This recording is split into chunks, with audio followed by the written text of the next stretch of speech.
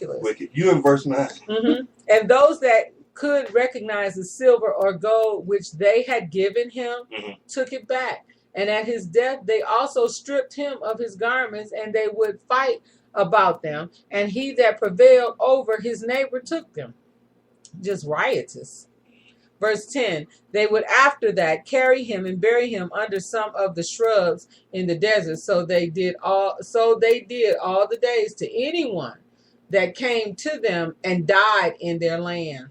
And in the course of time, Sarah sent Eliezer to Sodom. Now, this is Abraham's wife. She sent Eliezer to Sodom. Okay. And sent him to see Lot and inquire after his welfare. All right, so she's concerned about Lot and concerned about him because she knows what's going on there. Her husband is Abraham, and Abraham had many men over him. But Sarah, the mother of the home, okay, she sent Eliezer where? Sent him to Sodom to see Lot and inquire after his welfare. I hope he had weapons with him because he's going to a wicked city. And Eliezer went to Sodom, and he met a man of Sodom fighting with a stranger. And the man of Sodom stripped the poor man of all his clothes and went away. And this poor man cried to Eliezer and supplicated his favor on account of what the man of Sodom had done to him. And he said to him, why dost thou act thus to the poor man who came to thy land?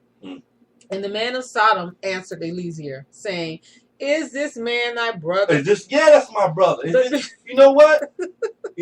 Look, the Most High asks Cain that. Where's thy brother? Your brother's blood cries out to me. It cries out to me. And this wicked guy, Cain, said, am I my brother's keeper? Yes, you are. The same spirit is on these people. What do he say here, brother? Is this man thy brother, or have the people of Sodom made thee a judge this day, that thou speakest about this man? And I know that's how he said it. Verse 16. And Eliezer strove with the man of Sodom on account of the poor man. And when Eliezer approached to recover the poor man's clothes from the man of Sodom, he hastened and with a stone smote Eliezer in the forehead. So he hit Eliezer in the forehead. Keep on.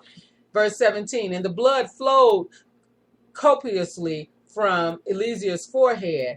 And when the man saw the blood, he caught hold of Eliezer, saying, give me my hire for having rid thee of the bad blood that was in thy forehead.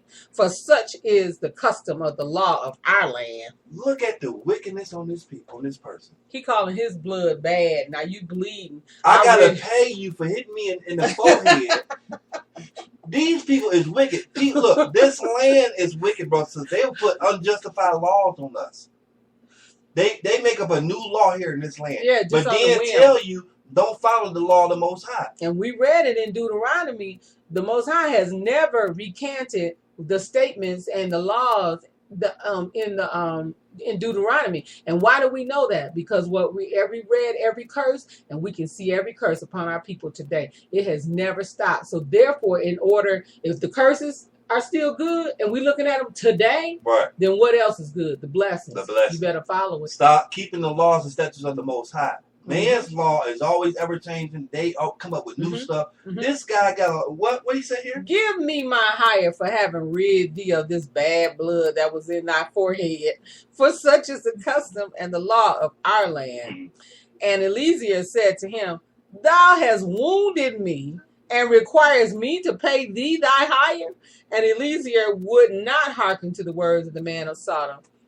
And the man laid hold of Eliezer and brought him to Shechrah, the judge of Sodom, for judgment. Now, Shechrah, we're going to, at the beginning, it stated that Eliezer had changed their name.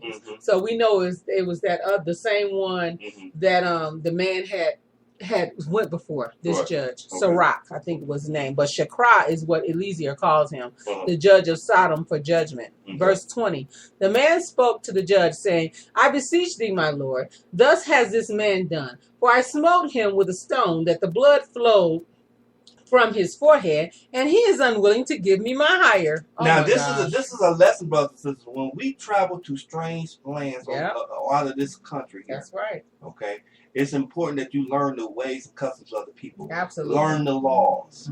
Okay, a lot of people uneducated, or I would say ignorant tourism, people have gotten themselves in trouble. People have gotten thrown in jail for breaking the so-called laws of the land of different and not able to get back able to get back. That's been proven. We see that every day.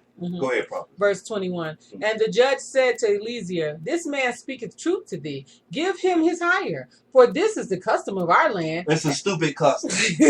And Eliezer heard the words of the judge, and he lifted up a stone and smote the judge. And the stone struck on his forehead, and the blood flowed copiously from the forehead of the judge. And Eliezer said, if this then is the custom in your land, give thou unto this man what I should have given him, for this has been thy decision, thou didst decree. I like Eliezer. I like Eliezer. Now you owe me, so you give him the money. Okay. Eliezer left the man of Sodom with the judge, and he went away. And so, but you know what that means too, and this is what we need to understand as a people. As we're waking up and we understand that we are the people of the book, we need to, the reason that the laws were taken away from us is so that we would know how to utilize them. Right. Abraham, who is Eliezer's master, he knew the laws, and so he was able, and we'll see that going, people who know the story about Lot, and because this is where Eliezer is checking on him, Abraham was able to go before the Most High, and because he knew and understood that the Most High would move for righteousness, he could plead on behalf, and that's how he was able to save Lot. Just like Eliezer was crafty with understanding law. Oh, if that's the law, I'm going to abide by your law, because Judge, you just said it, so I'm going to bust you in the head. Right. Now you owe me money because you told me clearly this was the law of your land. Right. Now what you were supposed to pay me, give to him, and I'm good. And he went away. Wonderful, prophets. Go ahead, verse 23. Verse 23. And when the kings of Elam had made war with the kings of Sodom, the kings of Elam captured all the property of Sodom, and they took Lot captive with his property. And when it was told to Abraham, he went and made war with the kings of Elam. Now Abraham by himself, or Abraham he had many. Abraham went and made war with the kings of Elam. It wasn't him by himself. Okay. Because kings have what? Soldiers. Right. Footsmen, they call them. Exactly. And he recovered from their hands all the property of Lot as well as the property of Sodom. Abraham had some money. Yes, he was very blessed. He recovered everything from them. He recovered all the property of Lot as well as the property of Sodom. Verse 24. At that time, the wife of Lot bare him a daughter, and he called her name Paltith, saying, because God had delivered him and his whole household from the kings of Elam. And Paltith, daughter of Lot, grew up, and one of the men of Sodom took her for a wife. Now, she was married to a man of Sodom. This is Lot's wife. Okay. This is probably before he became older, but this is earlier. This is earlier. Keep going. And a poor man came into the city to seek a maintenance, and he remained in the city some days. And all the people of Sodom caused a proclamation of their custom not to give this man a morsel of bread to eat. They love to do that. Until he dropped dead upon the earth, and they did so. And so this is how they get their riches.